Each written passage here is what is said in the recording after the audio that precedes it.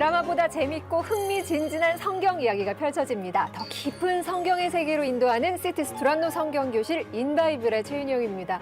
오늘 반가운 분이죠. 조경호 목사님께서 함께해 주셨는데요. 잘 지내셨어요, 목사님? 반갑습니다. 네, 아우 반갑습니다. 아니, 이 목사님께서는 담임하시던 교회 조기 은퇴하셨잖아요. 네. 그게 뭐 이제 지금 춘천에서 지내시는 걸로 알고 있는데 네. 특별히 춘천으로 고르신 이유가 있을까요? 아내가 좀 아팠어요. 그래서 언니가 춘천에 계셔서 제 하숙생처럼 얹혀 계시는군요. 살고 있습니다. 사실 우리 세대는 춘천 하면은 춘천 가는 기차에서 요새는 그런 거 없는데 기타 치고 같이 노래하고요. 그리고 그 위에다 짐 놓는 짐칸에 이렇게 누워서 자는 남학생들도 있었고. 진짜요? 네, 정말 어머, 니들은 너무 우리랑 많이 세대 차이가 나시네요. 예, 낭만이 있었거든요. 네. 그 기차 안에서 그 훈훈한 그 느낌을 사람 냄새가 난다라고 표현을 해도 될 것 같은데 그런 장소가 왜 하나씩은 있잖아요. 맞아요. 그러면 우리 크서방은 네. 어디가 그런 장소예요? 추억의 어릴 때 추억의 장소가 그 아버지 땅이 있는데 예. 여름마다 거의 별장처럼 썼어요. 우와, 좀 사네. 조금 금수저다. 그러네. 거의 시골이고 네. 강도 있고 개천도 있고 뭐 산도 있고 숲도 있으니까 정말 유유자적한 그런 여름마다 막 뛰어다니면서 너무 행복하게 보냈어요. 맞아요. 네, 자연 속에서 사는 게 너무 좋은 것 같아요. 저도 사실 애들 캐나다에 데리고 간 이유가 네. 그때 당시에 성경을 몰랐으니까 제가 들었던 문구 중에 아스팔트 위에서 자란 아이는 오기로 크고 흙에서 자란 아이는 용기로 자란다. 전 그 얘기를 제가 평생 갖고 있는 얘기거든요. 그래서 아이들은 자연에서 키우면 그게 전부 내 안에 이렇게 남아있더라고요. 네.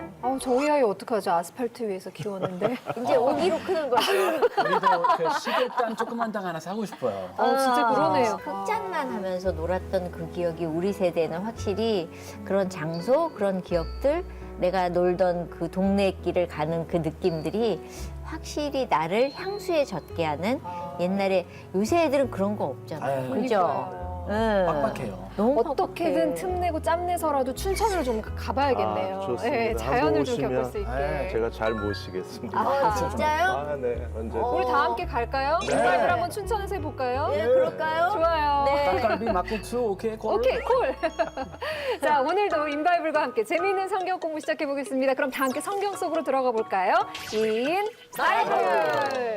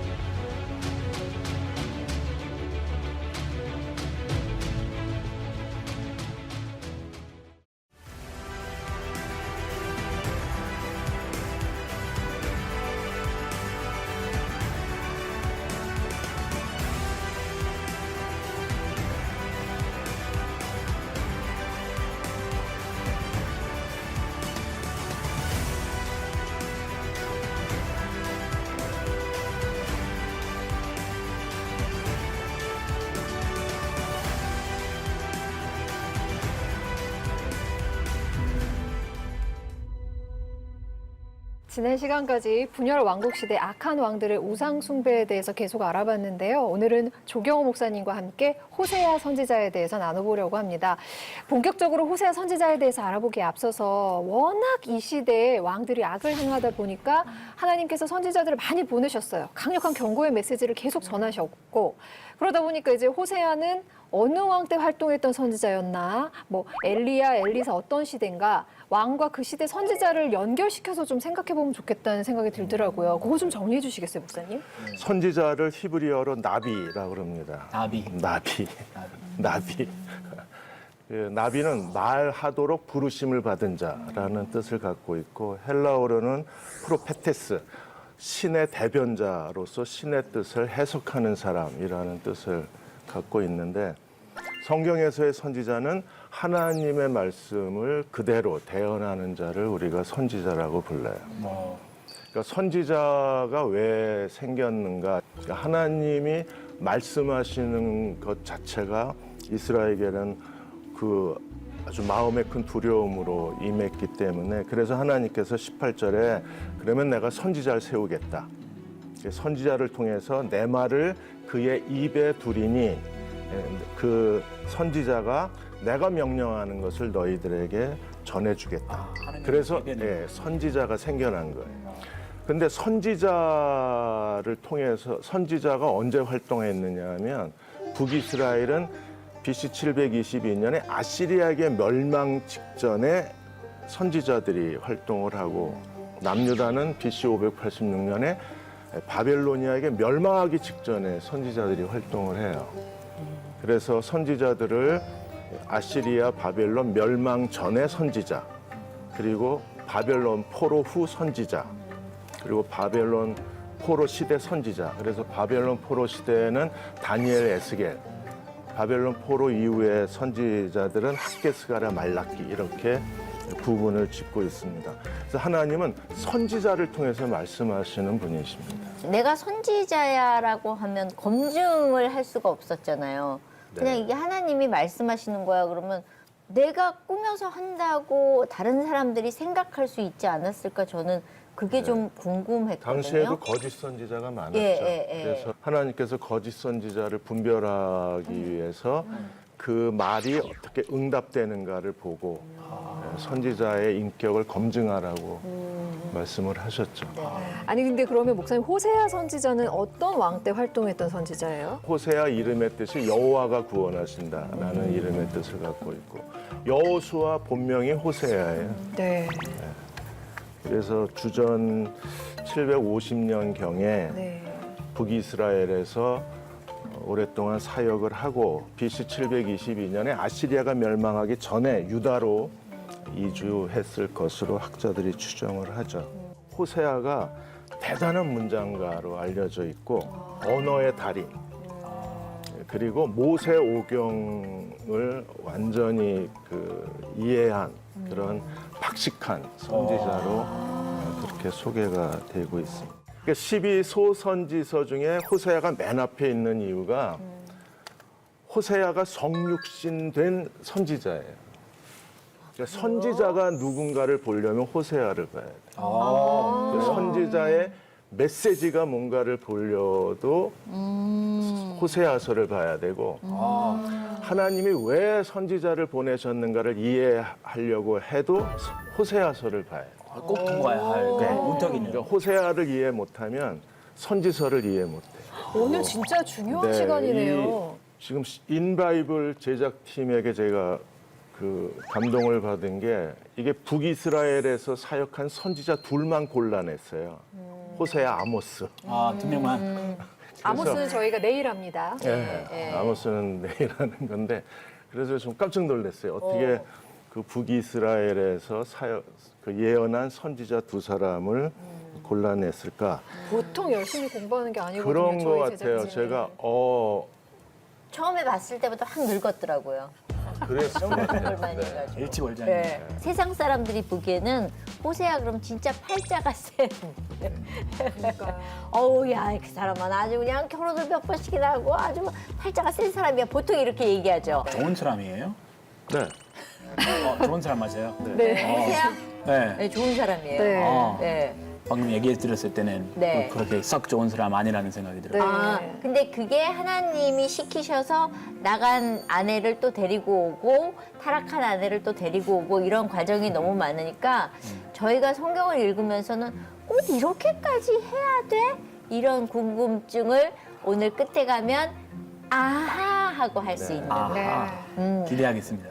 이스라엘이 그때 여로보암 2세 시대라고 알고 있어요. 북이스라엘이. 이때가 그 북이스라엘 최고의 전성기라 그러더라고요. 네. 국경이 가장 넓었던 때, 땅덩어리가 가장 넓었던 때, 정치 안정돼 있고 경제적으로 르네상스를 맞이했던 그때 하나님께서 호세아를 부르셨어요. 너무너무 평안하고 모든 게 좋았던 때.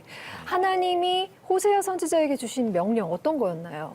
그 첫 번째 명령이 그 호세아 1장 2절에 보시면 너는 가서 음란한 여자를 맞이해서 음란한 자식을 낳아라. 이게 첫 번째 명령. 음란한 자식을 낳아라. 그 음란한 자식은 어떤 자식이에요? 그러니까 이 음란의 열매?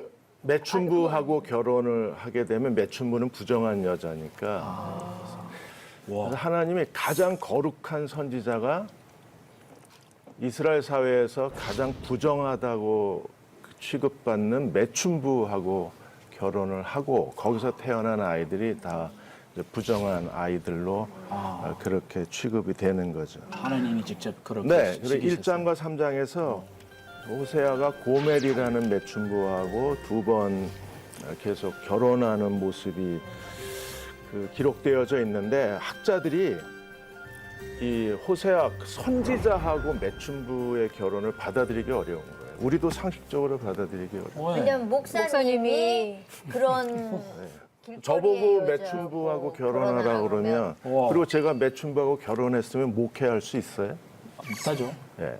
일단 욕 먹죠. 수군거리죠. 그렇죠. 네. 거기다가 그 매춘부랑 어떻게 용서하고 결혼했다 쳐도 그 여자가 다시 나가서 또 음란한 행위를 했는데 그러니까 목사님 사모님이 또 나가서 그런 딴 거죠. 남자랑 살림 차린 예. 거잖아요. 근데 상상을 가서 못해요. 또 데리고 와서 그래서 네. 이 선지자는 거룩하다 이 사실을 보호하려고 이제 8가지 논증이 생겨나요. 그 첫째가 1장과 3장의 호세아 고멜의 결혼은 비유다 사실이 아니고 이유다. 얼마나 싫었으면 이렇게까지 선지자는 거룩하다 이걸 지키고 싶은 거예요.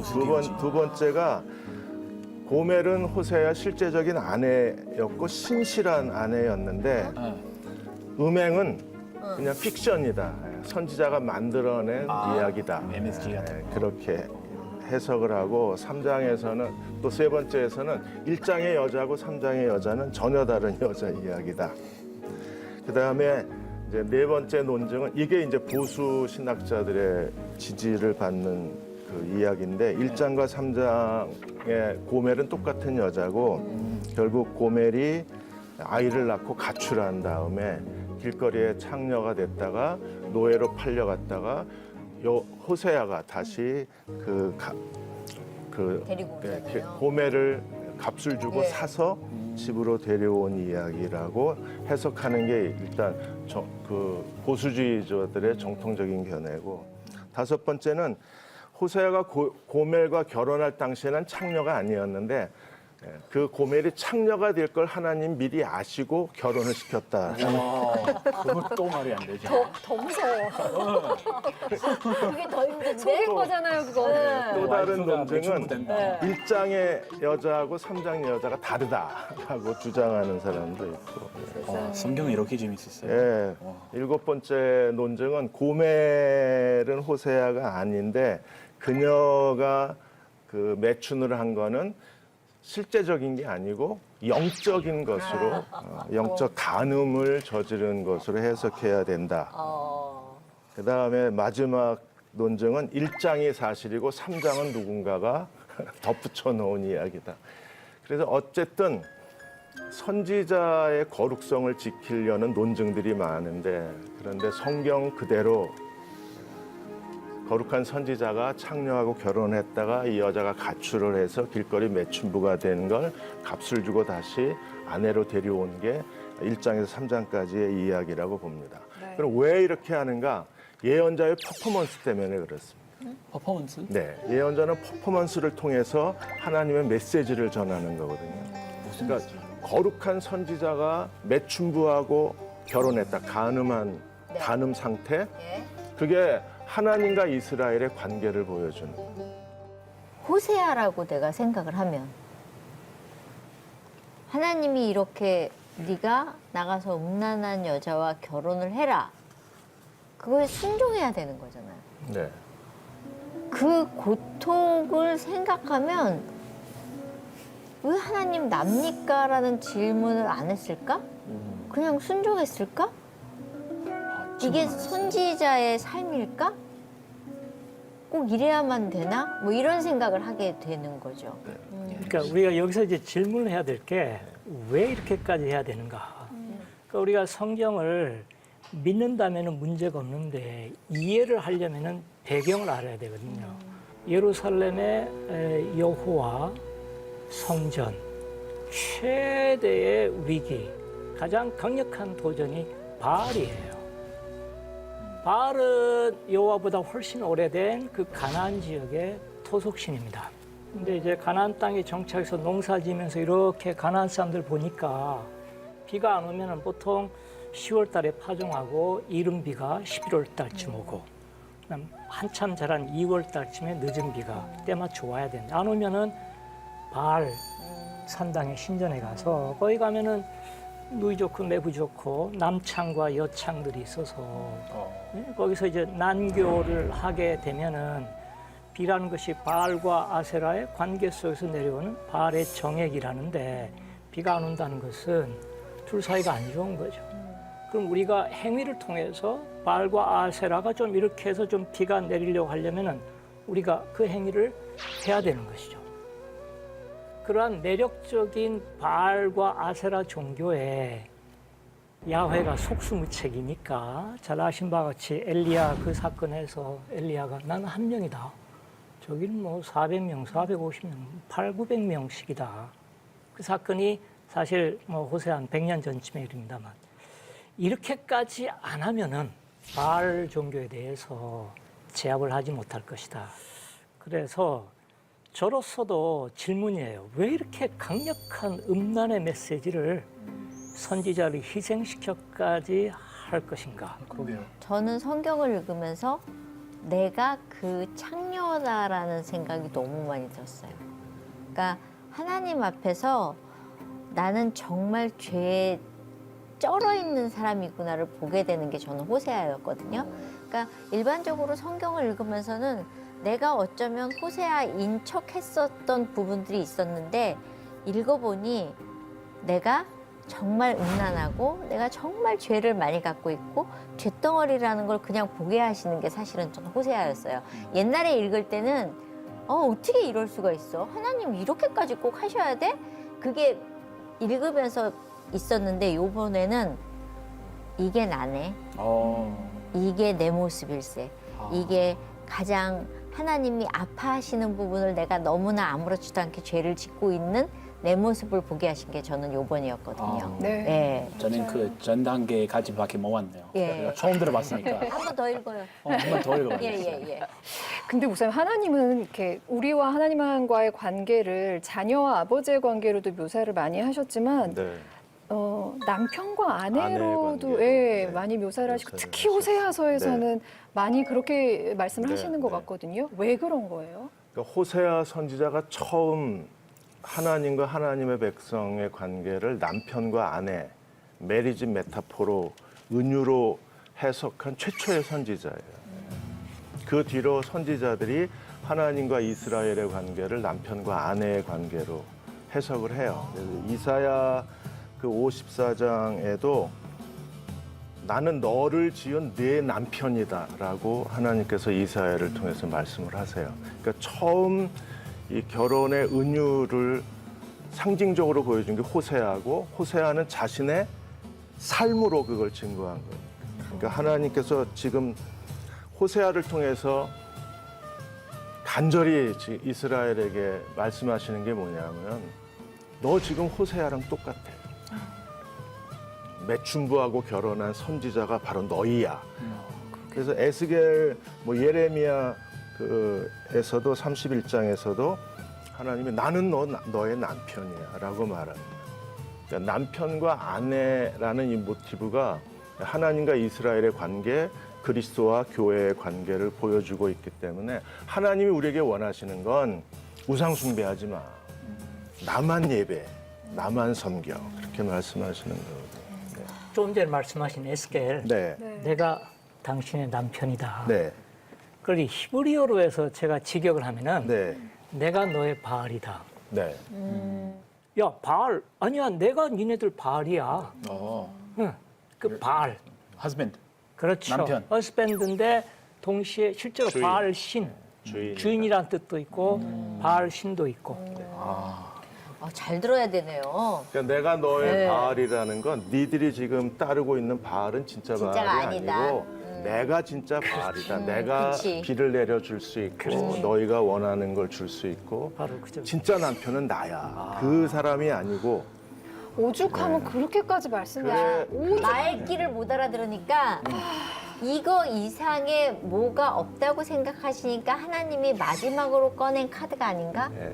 그런 생각이 들었어요. 충격이 예, 없고. 예, 충격요법으로 이거 이상의 그 어떤 걸로도 니들은 생각이 안 바뀌고 돌아오지 않으니 이게 내 마지막 카드다 하고 보여주신 게 아닌가라는 생각. 하나님이 이스라엘에게 주실 수 있는 가장 마지막 메시지가 그런 그림 언어 근데 퍼포먼스가 어쩜 이렇게 미동도 안 해요? 그래서 그 2장에 가보시면 네. 하나님께서 너희의 음행을 제거하고 음란을 제거하겠다고 그러세요. 네. 가시와 담으로. 그때 그들이 비로소 음행과 음란이 제거가 되죠. 그 가시와 담을 통해서. 아우 답답해. 자, 호세아 선지자. 호세아 선지자는 얼마나 답답했습니까? 얼마나 답답했을까? 예. 이스라엘 백성을 향한 그 하나님의 애타는 마음, 지극한 사랑을 더 진하게 느낄 수가 있습니다. 사실 이스라엘 백성이 잘못을 저질렀을 때 막 하나님이 바로 심판하시는 것 같은 그런 생각을 갖고 있어서 막 무섭다고 느낀 적이 있었는데 이번에 호세아를 읽으면서 아니구나. 하나님은 끊임없이 말씀하시고 설득하시고 어르고 달래고 울고 붙잡고 흔들고 온갖 방법으로 설득하시는 하나님이시구나라는 걸 느꼈습니다. 그쵸, 목사님? 네. 여호수아 3장에 이렇게 말씀하세요. 이스라엘이 다른 신을 섬기고 건포도 떡을 즐길지라도 여호와는 그들을 사랑한다. 그래서 하나님 호세아에게 너도 가서 타인의 사랑을 받아 음녀가 된 그 여자를 사랑해라. 그래서 이미 가출하고 길거리 매춘부가 돼서 노예로 팔려간 그 고멜을 다시 사랑하라고 주님 명령하시거든요. 야, 이거는 진짜 드라마로 찍으면 이런 막장의 연속인 것들을 우리가 계속 보는 거죠. 고멜을 다시 데려오는 장면은 정말 충격적입니다. 네. 그 호세아가 고멜이 이제 노예로 그렇죠. 팔려간 상황에서 그 노예 몸값을 지불한 게 은 15개, 그리고 보리 한 호멜 반. 호멜이 뭐냐면 네. 나귀에 실을 수 있는 짐의 무게가 호멜이에요. 그러니까 한 호멜 반이라고 했을 때 성경학자들이 대략 한 320kg, 320리터 정도 돼요. 그러니까 이게 350kg의 보리면 그게 은 15개.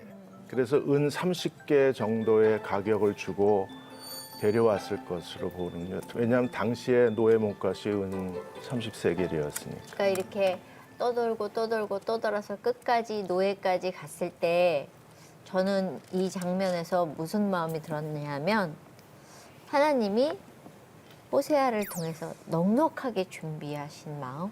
그러니까는 그 고멜을 데리고 오기 위해서 쉽게 얘기하면 2만 원이면 되는 걸 야 넉넉하게 많이 갖고 가서 선지자가 혹시 돈이 모르니까 있었을까요?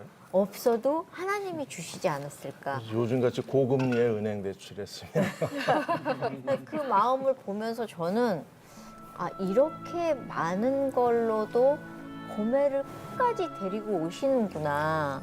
저는 그 마음이 들었었거든요. 하나님 절대 포기하지 않는. 우리 하나님한테 잘합시다. 이제 고멜 그만하고 하나님 앞에 성실하고 신실한 아내로 삽시다. 하나님께서는 신의 산에서 이스라엘하고 언약을 맺으시고 백성들 사랑하시되 끝까지 사랑하셨습니다. 하나님께서는 그 아골 골짜기로 소망의 문을 삼아주겠다라고 약속을 또 함께 하셨어요.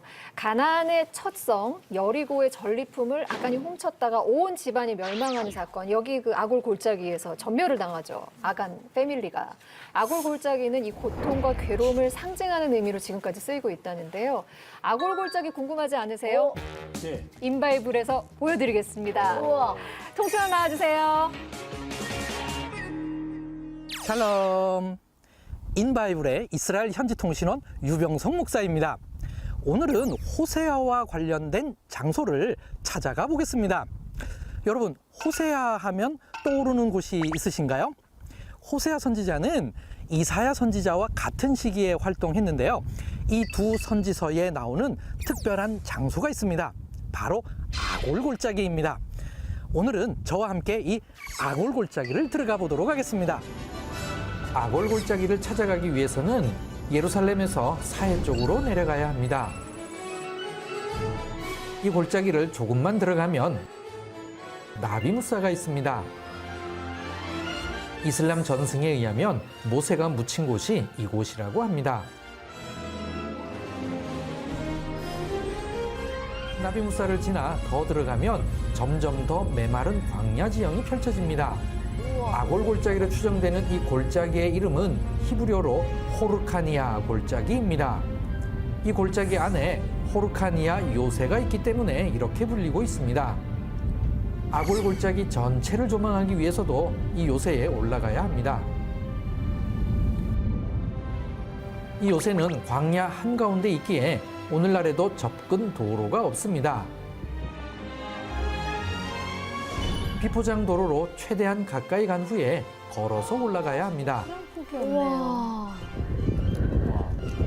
어머. 아유, 통신원이 뭐라고 저까지 올라가시느라고 고생하셨다.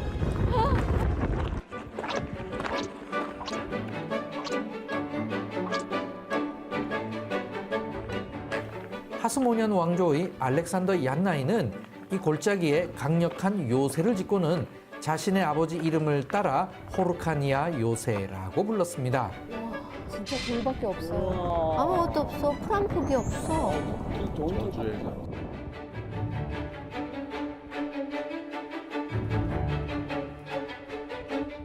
저기서 돌에 맞아 죽은 거죠. 힐카누스 요새를 가장 많이 활용한 사람은 단연 헤롯 대왕이라고 할 수 있습니다. 이 요새는 보시다시피 광야 한가운데 있습니다. 특별히 아골 골짜기라고 불리우는 골짜기 안에 있습니다. 헤롯 대왕은 이 요새를 마치 안기부와 같은 그런 기능으로 활용했습니다. 자신의 왕권을 넘보거나 자신의 정책에 반대하는 사람들은 붙들어다 이곳에 가두었다고 합니다. 이곳에 한번 들어오면 다시는 살아서 나오지 못하는 곳이었는데요. 설령 이곳을 탈출한다고 해도 주변에 어디 갈 만한 곳이 없습니다. 숨어 있을 때도 없어요, 그리고. 와, 살아서 못 나오겠네.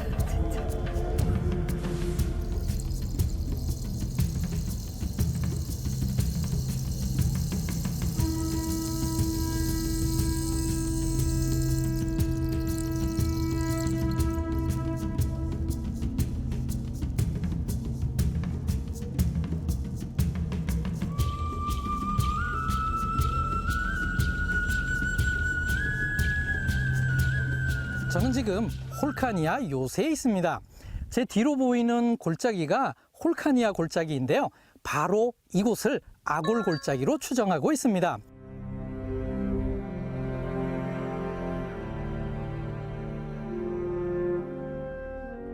성경에 의하면 여리고를 점령할 때 범죄했던 아간을 돌로 친 곳이 아골 골짜기인데요.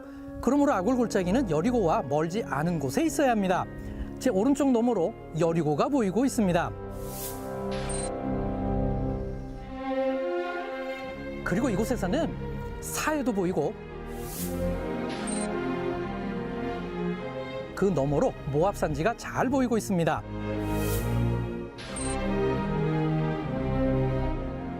아골 골짜기는 호세아서의 주제를 가장 잘 드러내는 장소인데요.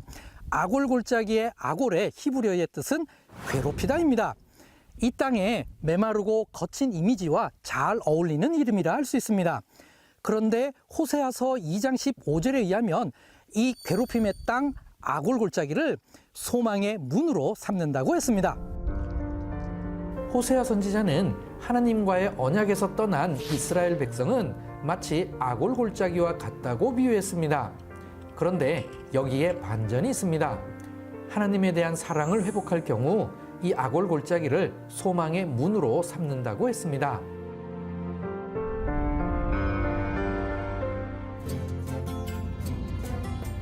그런데 현대 이스라엘에 호세아 선지자가 말한 소망의 문을 도시의 이름으로 삼은 곳이 있습니다.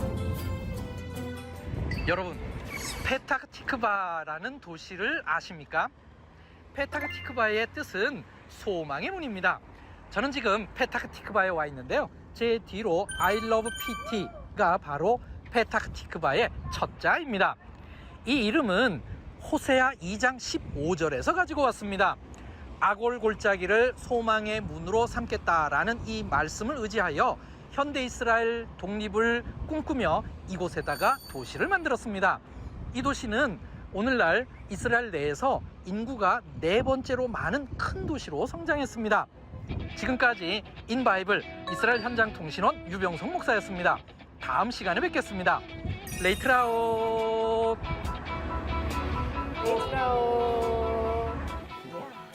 야, 아골 골짜기를 다 가보네요. 이제 성경 읽을 때마다 아골 골짜기 나오면 저 장면이 떠오르겠어요. 그냥 저거 해놓고 애들 울고 그럼 너 진짜 아골 골짜기 보낸다는 애들 깜짝 놀랄 것 같아. 아무것도 없어가지고.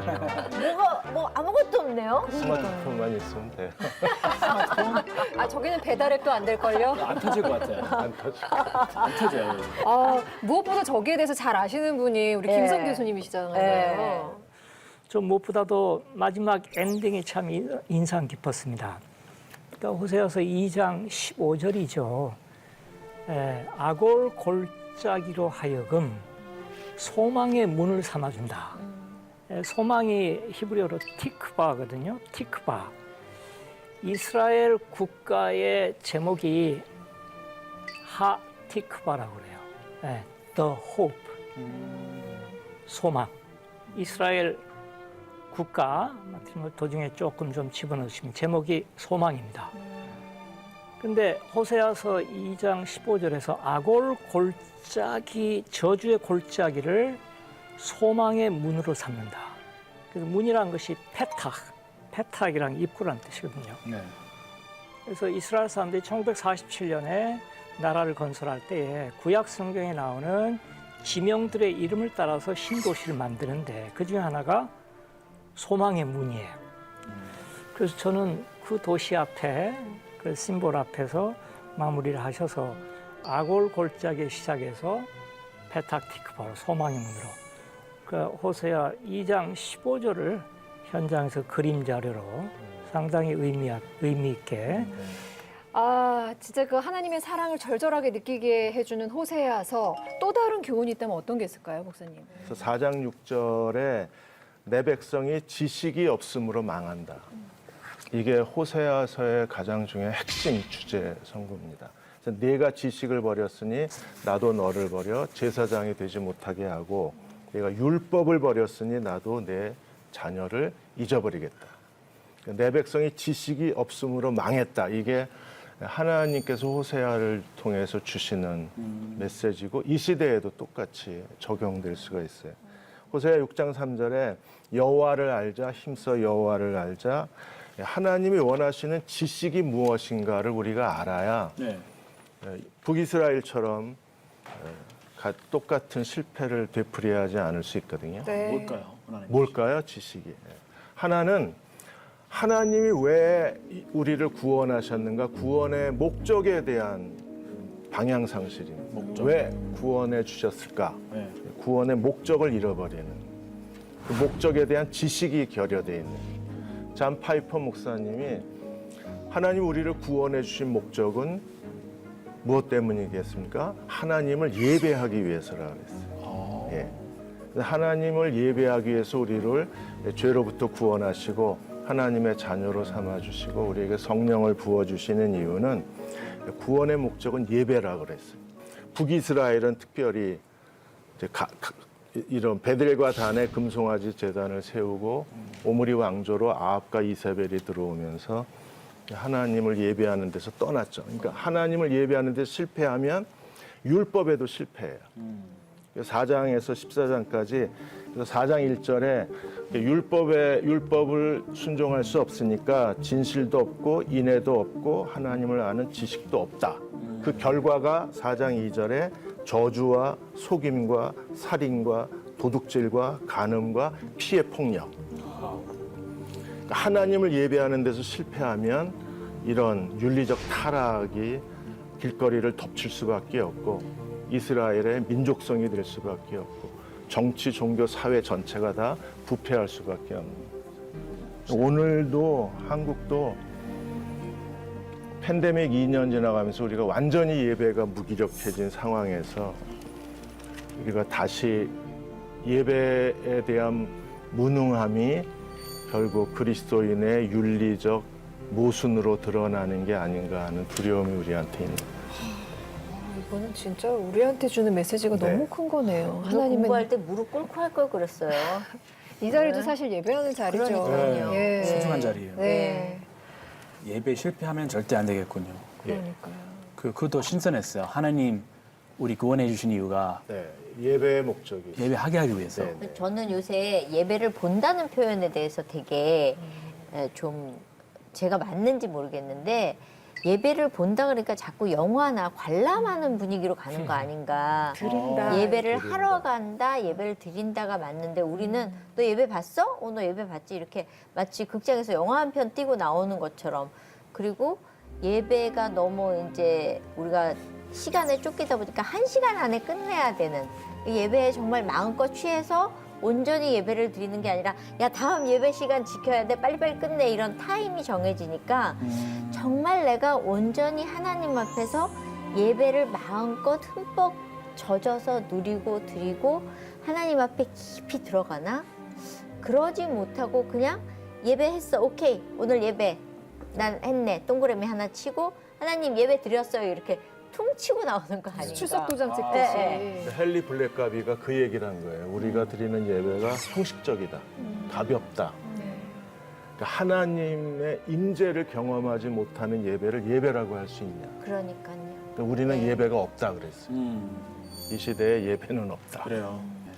만약에 구약의 제사가 우리 기독교의 예배 원형이라면은 제가 생각하는 예배의 중심은 헌금 순서예요. 바치는 거니까. 무슨 말이에요? 방금 누가 Offering means sacrifice. 그 구약에 이제 제사 지내는 거, 제사 sacrifice, 제사 지내는 것이 구약의 중심이잖아요. 네. 그것이 우리 기독교의 예배로 이어졌다면은 제 개인적인 퍼스널 아이디어. 가장 중요하다. 예배 가장 중요한 순서는 offering, 바치는 헌금일 것이다. 호세아 선지자를 통해서 하나님께서 우리를 사랑하시되 진짜 끝까지 사랑하시고 결코 포기하지 않는 사랑을 느낄 수 있었습니다. 호세아 선지자가 그 호세아서 곳곳에 인애에 대해서 얘기를 많이 하더라고요. 그래서 인애가 뭔가 제가 막 영어 성경 찾아봤더니 mercy라고 돼 있더라고요. 자비를 베푸는 거. 그러니까 나보다 힘들고 어려운 사람들을 돌아보고 거기에 그냥 하나님께 받은 그 사랑을 그대로 흘려보내는 거. 하나님이 너무너무 원하시는 건 그 인애라는 거 다시 한번 생각하는 시간이 됐고요. 그리고 여호와를 알자. 힘써 여호와를 알자. 앞으로 인바이블과 함께 더 열심히 성경 공부해야겠다. 이렇게 다짐하는 시간이기도 했습니다. 여러분 어떠셨어요? 저는 어떠셨을지 크리스 의견 궁금해요. 목사님 하시는 말이 정말 속속 들어왔어요. 진짜. 그 필기 처음부터 열심히 끝까지 너무 했어요. 흥미진진하고 너무 재밌었어요. 네. 그 성경에서 이런 재미있는 내용이 나올 수 있다는 게 몰랐고 네. 오늘부터 제가 성경 공부 조금 더 자세하게 네. 해야겠다는 생각이 들었어요. 좋습니다. 네, 네. 감사합니다. 네. 집사님은 어떠셨어요? 저는 호세아를 보면서 고민이 많았었던 시간이 있었고요. 그리고 성경을 읽으면서 많은 분들이 어렵다고 얘기하잖아요. 근데 한 번 읽어서는 이 느낌이 안 오더라고요. 그러니까 계속 몰라도 읽어. 저희가 이제 성경 읽기를 하면서 몰라도 읽어. 한 번 읽으면 그냥 글자로 보고 2번 읽으면 문장이 들어와. 그리고 10번 읽으면 조금 달라. 그런데 지금은 하나님의 마음을 알아서 성경을 읽으면 마음이 아파요.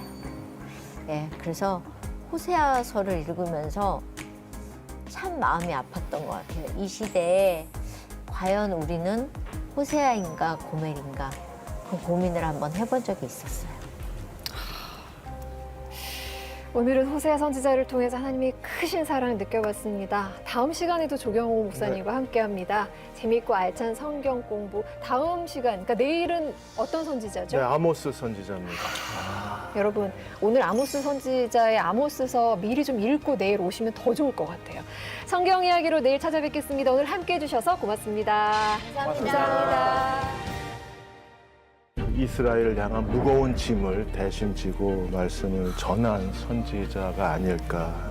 하나님의 긴급 조치라고 합니다.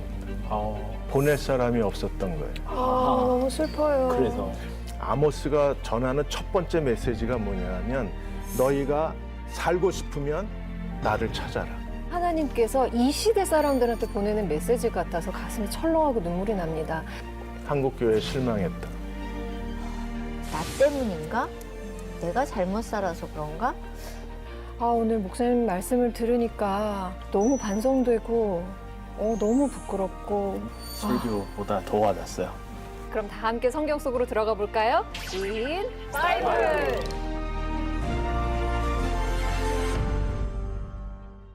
이 프로그램은 여러분의 미디어 선교 후원으로 제작되었습니다. 선교는 사명, 후원은 동역. 당신도 복음을 전할 수 있습니다.